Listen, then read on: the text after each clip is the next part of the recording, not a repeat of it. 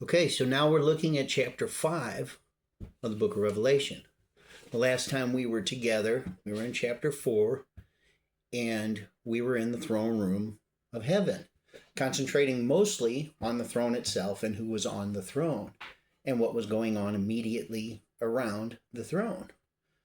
In our study today, we're still in the throne room, but we're focusing our shift to something else and to someone else and what's going on around that particular someone.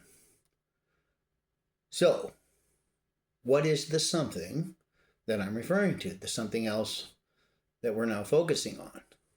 Well, let's go to verse 1 of chapter 5. It says, "And I saw in the right hand of him who sat on the throne a scroll, written inside and on the back, sealed with 7 seals. Then I saw a strong angel proclaiming with a loud voice, 'Who is worthy to open the scroll and to loose its seals?' And no one in heaven or on the earth or under the earth was able to open the scroll or to look at it." So the something else that we are introduced to here is a scroll. But who is the someone else I referred to?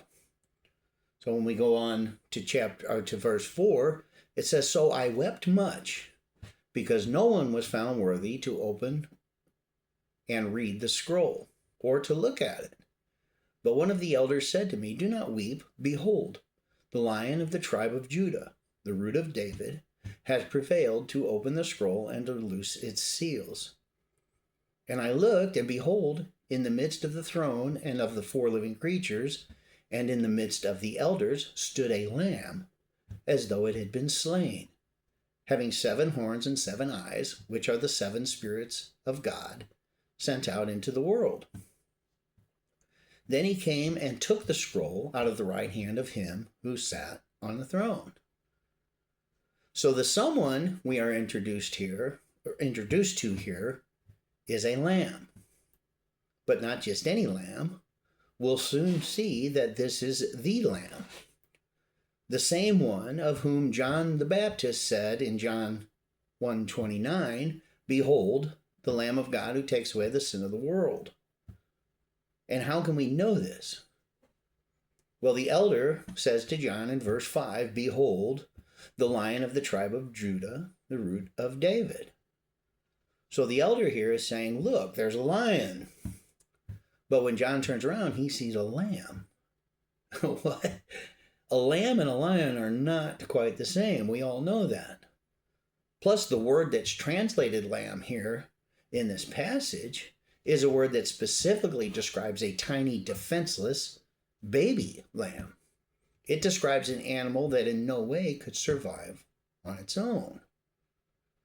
And not only is it a helpless baby lamb, but this lamb has been slain.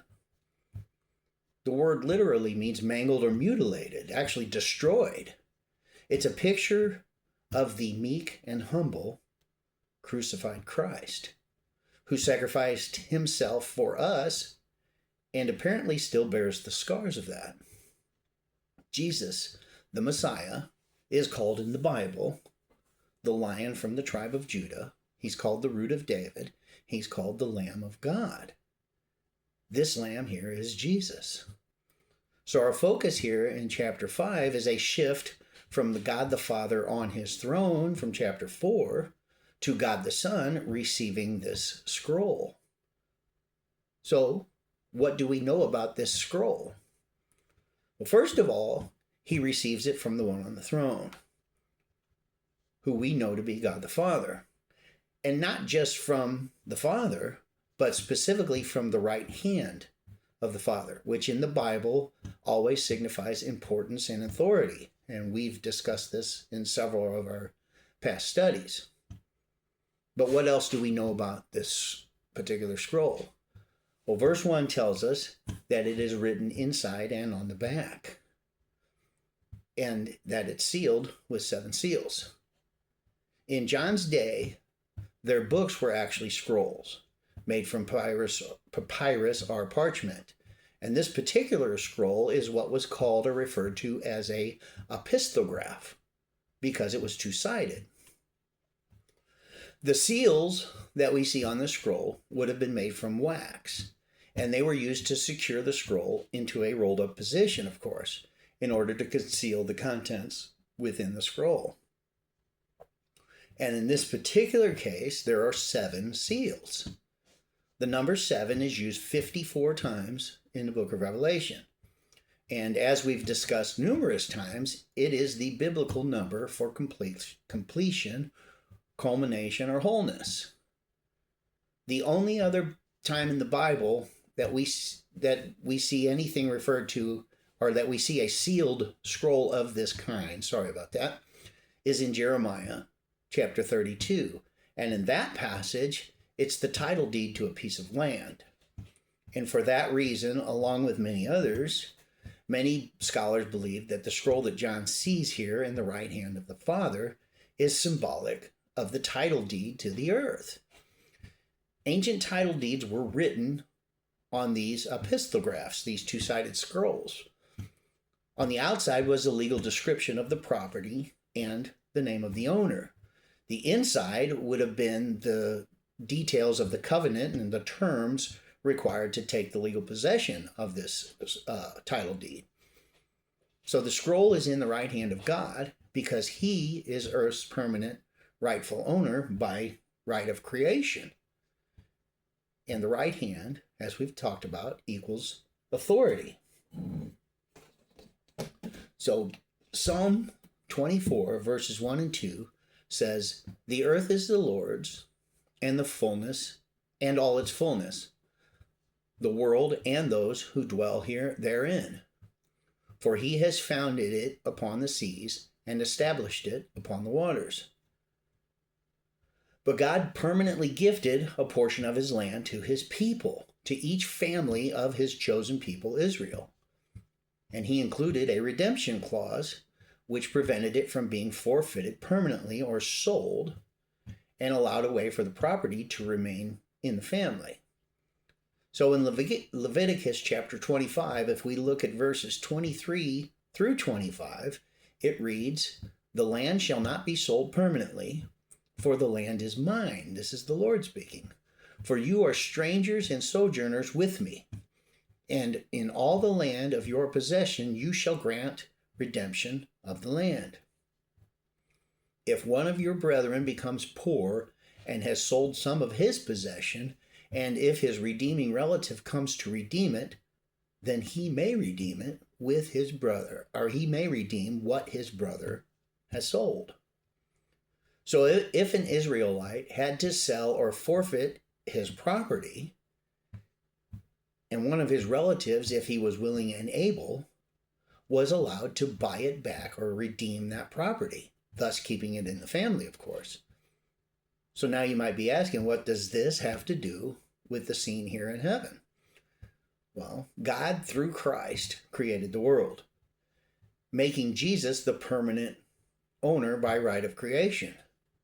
God then gave Adam and Eve dominion over the earth. Adam and Eve forfeited that dominion through their sin and rebellion against God over to Satan. And as a result, mankind, as well as earth itself, suffers because of the curse of sin, which is death. We actually did an entire study on this several months ago. But the earth and everything on it, animate and inanimate, is affected by the curse because of Adam's sin. So dominion over the earth has been temporarily given over to Satan, which is why the Bible refers to him as the god of this world. The earth was forfeited over to sin, and Satan is the true patriarch of sin. But as we just read in Leviticus 25, Satan was granted dominion, but he wasn't given the title deed. So John chapter 1, verses 1 through 3 says, "In the beginning was the Word, and the Word was with God, and the Word was God. He was in the beginning with God. All things were made through him, and without him nothing was made that was made." And Jesus, of course, is the Word being referred to in that passage. So if we go to Colossians chapter 1, verses 16 and 17, It says, "For by him," Jesus, "all things were created that are in heaven and that are on the earth, visible and invisible, whether thrones or dominions or principalities or powers. All things were created through him and for him, and he is before all things, and in him all things consist." So these two passages tell us that Jesus is the rightful owner or the deed holder to the earth. But then we're told in the book of Genesis that God gave dominion over to Adam and Eve.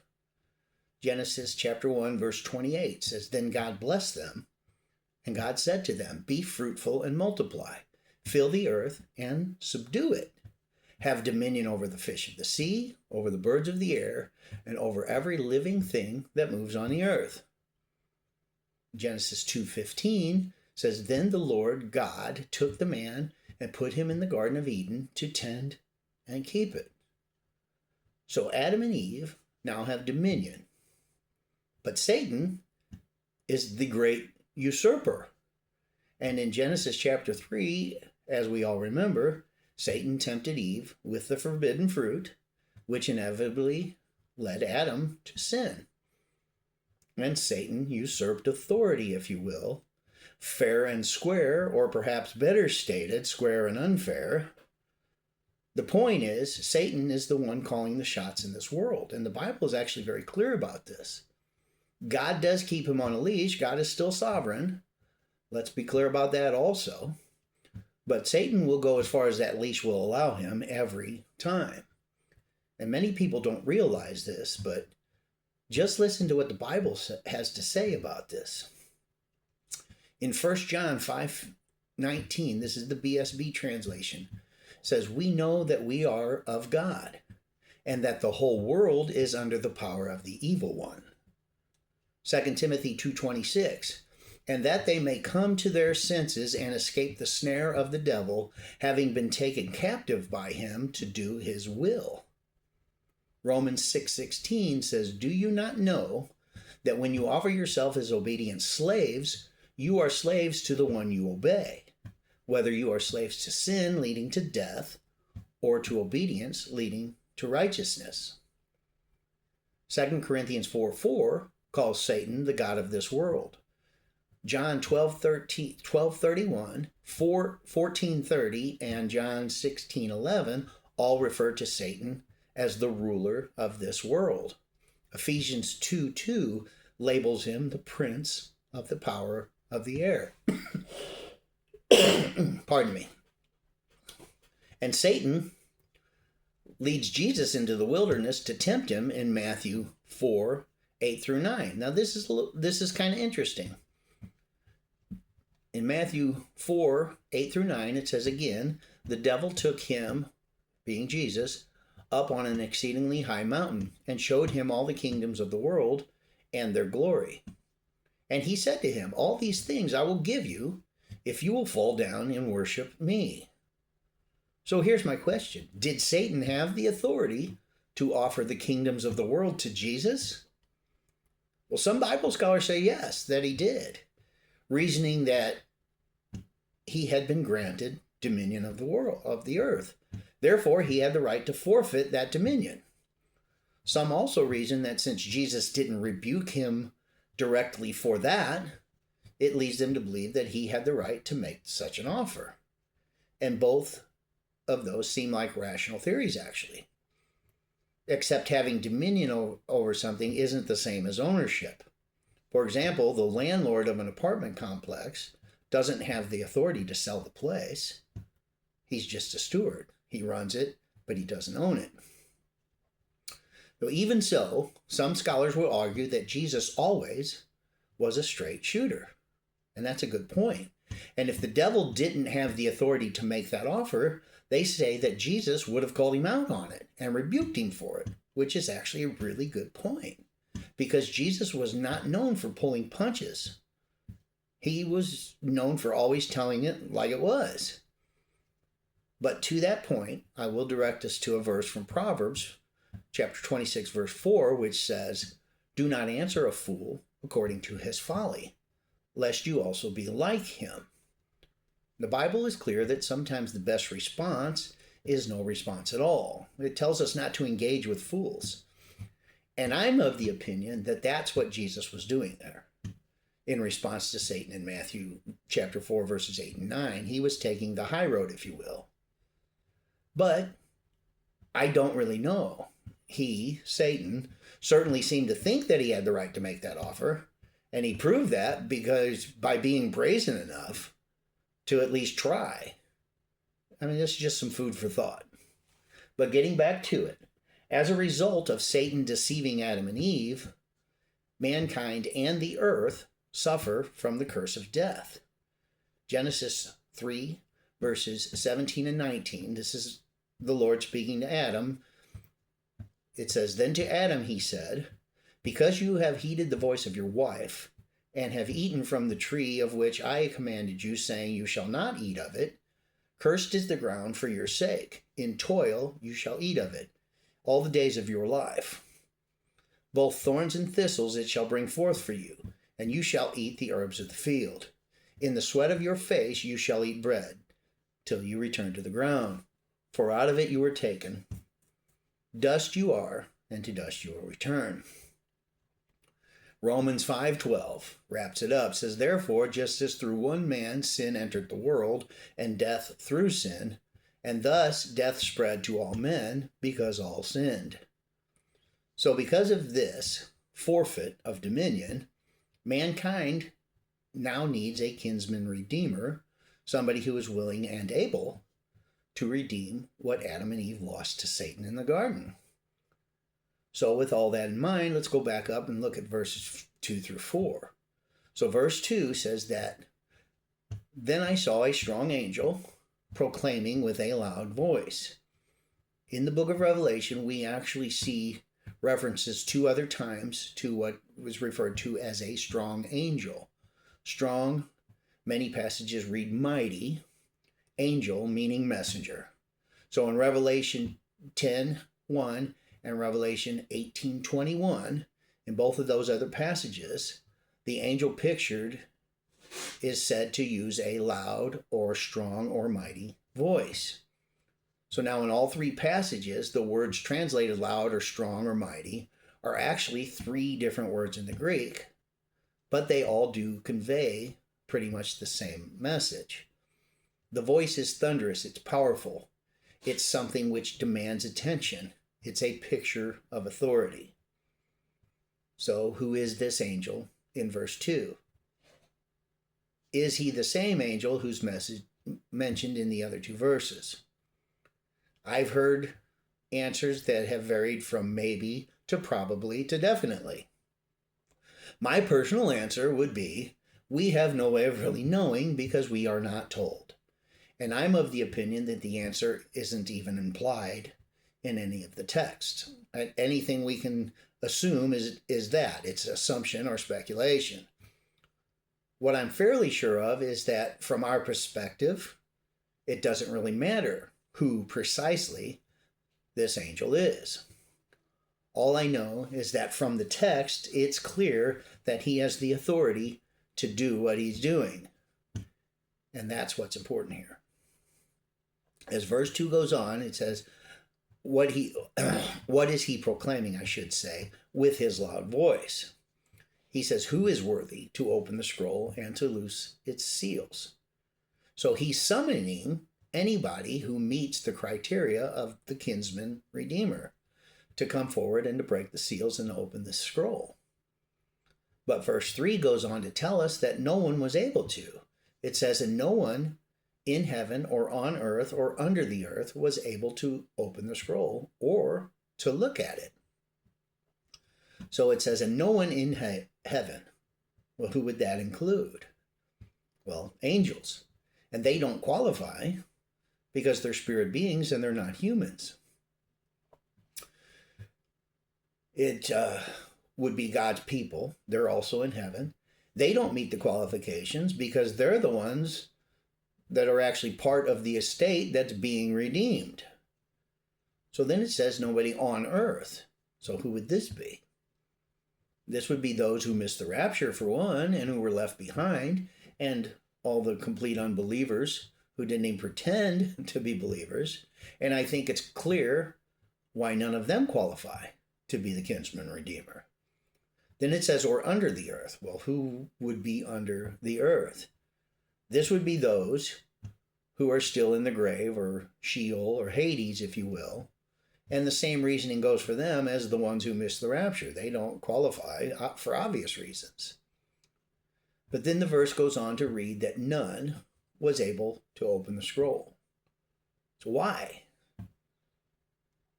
Because all are human beings, and all human beings are sinners. Romans 3:23 says, for all have sinned and fall short of the glory of God. Romans 3:10 through 12 reads, as it is written, there is no one righteous, no, not one.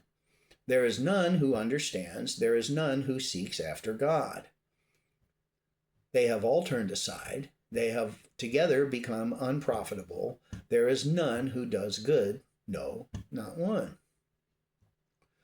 Only the blood of the innocent can atone for the guilty. So the verse goes on to say they couldn't even look at it. So not only could nobody open the scroll, but the text tells us that they couldn't even look at it. So on the outside of these scrolls, or these title deeds, was the name of the rightful owner. Remember in verse 22, the angel asked who is worthy to open the scroll and to loose its seals. And in Revelation 4:11, the elder says of the one on the throne, the Father, you are worthy, O Lord, to receive glory and honor and power, for you created all things, and by your will they exist and were created. But as we stated earlier, God the Father is a spirit being. Plus, he's the one currently holding the scroll and offering it to be opened by somebody else. So verse 4 of this chapter goes on to read, so I wept much, this is John speaking again, because no one was found worthy to open and read the scroll or to look at it. And that phrase wept much in the original Greek could literally be translated cried profusely or uncontrollably or wailed loudly. John was literally bawling his eyes out, as we might say. So why is John weeping so uncontrollably?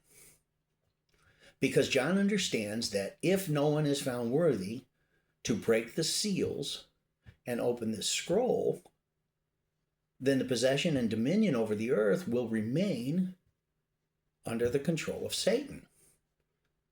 This is a big picture. And I'm going to leave you with that cliffhanger. We're going to stop there, and we will pick back up in verse 4 the next time we're together, and then we'll finish out this chapter from there. So I hope you're excited for the next lesson. I hope you learned something from this one, and I hope you enjoyed it. I enjoyed giving it, and I want to leave you with this message. As always, keep your nose in that book.